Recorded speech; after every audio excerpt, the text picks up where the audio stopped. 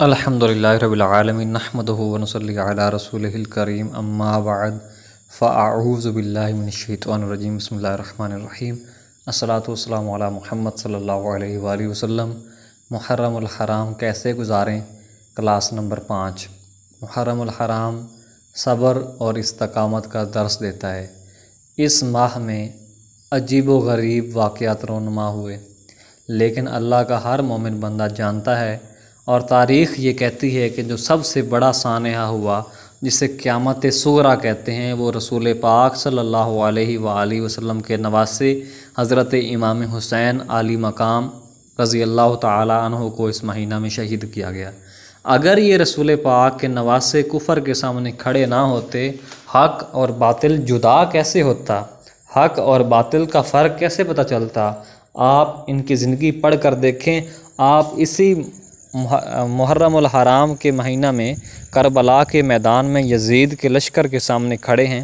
کون نہیں جانتا کہ اس کربلا کے میدان میں کھانا نہیں ہے، 7 محرم الحرام سے پانی بند ہے، پیاس سے ہونٹ خشک ہیں، لیکن رسول پاک صلی اللہ علیہ وآلہ وسلم کے نواسے حضرت امام حسین عالی مقام رضی اللہ تعالی عنہ وہاں قرآن پاک کی تلاوت کرتے ہیں، اللہ تعالیٰ کی نماز پڑھتے ہیں، وہاں اللہ تعالیٰ کا ذکر کرتے ہیں، اہل و عیال کو صبر کی تلقین کرتے ہیں، اللہ کے سامنے سجدہ ریز ہوتے ہیں، خدا کی نماز پڑھ کر اس ذات باری تعالیٰ سے مدد مانگتے ہیں۔ کیا معلوم چلا؟ اللہ کا مومن بندہ اسے خوشی عطا ہو، وہ اللہ کا ذکر کرتا ہے، وہ قرآن پاک کی تلاوت کرتا ہے، نمازیں پڑھتا ہے، اور اللہ کا بندہ جب اس سے کوئی غم پہنچے تو وہ اللہ کا ذکر کرتا ہے، اللہ کی نمازیں ادا کرتا ہے، قرآن پاک کی تلاوت کرتا ہے۔ اس بندے کا کچھ بھی اپنا نہیں، بندہ کہتے بھی غلام کو ہے، اور غلام کی اپنی مرضی نہیں ہوتی، وہ اپنے مالک کی مرضی کے تابع ہوتا ہے۔ اسے غم پہنچتا ہے پھر بھی اللہ کی یاد میں رہتا ہے، خوشی پہنچتی ہے پھر بھی اللہ کی یاد میں رہتے ہیں۔ ہمارے بزرگ ہمیں سکھا گئے کہ اللہ کے بندوں ہر حال میں اللہ کو یاد کرنا ہے، اللہ اور اس کے پیارے رسول صلی اللہ علیہ وسلم کی اطاعت کرنی ہے، شیطان سے دور رہنا ہے، یہی مومن کی کامیابی ہے۔ میرے پیارے بھائی، اللہ پاک کا کلام ہے، ان اکرمکم عند اللہ اتقاکم، سورۃ الحجرات آیت نمبر 13 کا حصہ۔ اللہ کے ہاں عزت والا وہ ہے جو زیادہ تقوی والا ہے۔ پرہیزگار کس کو کہتے ہیں؟ گناہ سے بچنے والا، اللہ اور اس کے رسول کی اطاعت کرنے والا، خدا کے حکم کو ماننے والا، اور اگر کوئی بھی خطا ہو جائے تو اللہ تعالیٰ سے توبہ کرنے والا، اسے کہتے ہیں پرہیزگار۔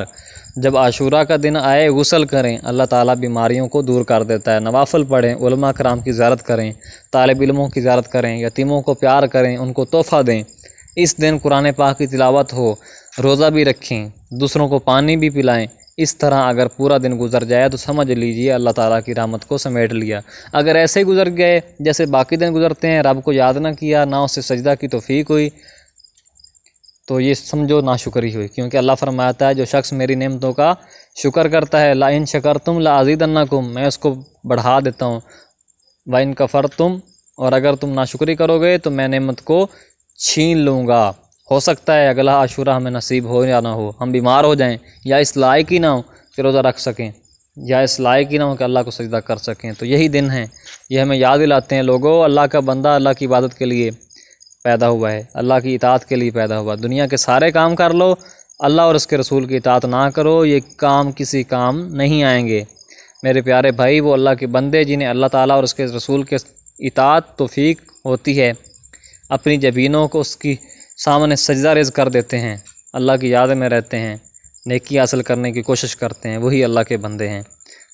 اللہ ہمیں ان بندوں میں شمار کر دے اور ہمارا ساتھ ان بندوں کے ساتھ کر دے، ان کی صحبت عطا فرمائے اور ان کی صحبت سے کما حقہ مستفید ہونے کی توفیق دے۔ آمین ثم آمین۔ جزاکم اللہ خیر۔